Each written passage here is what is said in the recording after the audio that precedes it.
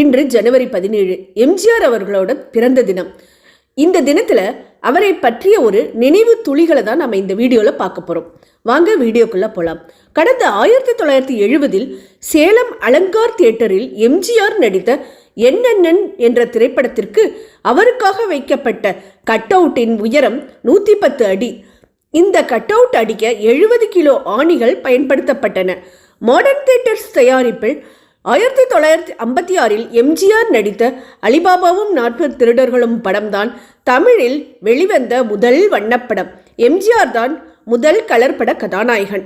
கடந்த 1956 வெளிவந்த மதுரை வீரன் படம் 10 லட்சம் ரூபாயில் தயாரிக்கப்பட்டு 1 கோடி ரூபாய் வசூல் செய்தது.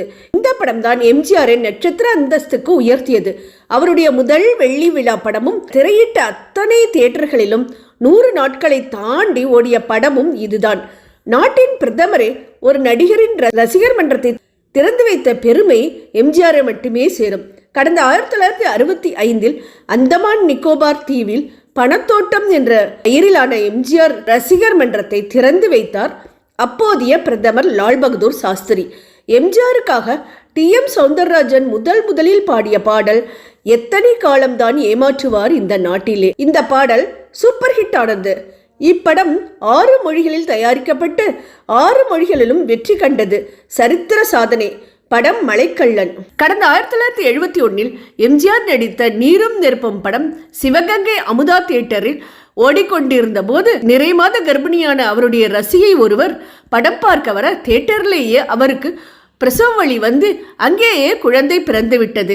இதை கேள்விப்பட்ட எம்ஜிஆர் அந்த பெண்ணுக்கு 5000 ரூபாயை அன்பளிப்பாக அனுப்பி வைத்தார். ஆரம்ப காலங்களில் எம்ஜிஆர் வால்டாக்ஸ் ரோட்டில் குடியிருந்தார். அப்போது கொத்தவால் சாவடியில் கை தேர்ந்த சிலம்பு மாஸ்டரிடம் சிலம்பம் மற்றும் வாழ்வீச்சு கற்றுக்கொண்டார். கடந்த 1965 எம்ஜிஆர் நடித்த 1000ல் ஒருவன் படம் மிகப்பெரிய வெற்றி பெற்றது. 150 நாட்களுக்கு மேல் ஓடியது. அதே படம் மறுபடியும் 2014 ரீரிலீஸ் செய்யப்பட்டு 190 நாட்கள் ஓடியது. TMX 4777 என்ற நிழநிற அம்பாசிடர் காரை எம்ஜிஆருக்கு பரிசாக அளித்தவர் என்றும் வாழ்க திரைப்படத்தின் தயாரிப்பாளர் லக்ஷ்மணன். எம்ஜிஆரின் முதல் படமான சதிலீலாவதி படமும் 100வது படமான ஒளிவிளக்கு படத்தையும் தயாரித்தார் ஜெமினி அதிபர் SS வாசன்.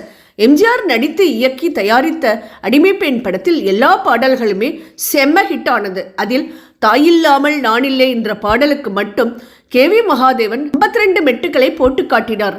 ஆனால் எம்ஜிஆருக்கு எதிலும் திருப்தி இல்லை. கடைசியாக போட்ட 53வது டியூன் தான் ஓகே ஆகி பதிவு செய்யப்பட்டது.